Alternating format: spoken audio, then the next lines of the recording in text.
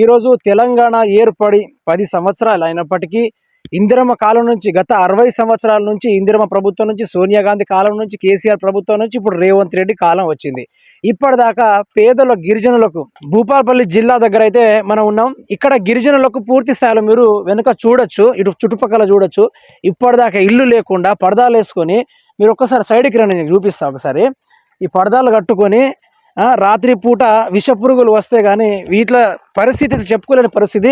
వీళ్ళ కరెంట్ కూడా లేదట ఇప్పటిదాకా, కరెంటు లేని పరిస్థితి. మరి నరేంద్ర మోడీ స్కీమ్ నుంచేనేమో బాత్రూంలకు కూడా డబ్బులు ఇచ్చిన అని చెప్పిండు. మరి ఆడ చూసుకుంటేనేమో వీళ్ళు అదే విధంగా పురాతన కాలంలో చీరలు కట్టుకొని స్నానాలు చేసే తీరుగా అదే విధంగా కట్టుకొని ఉన్నారు.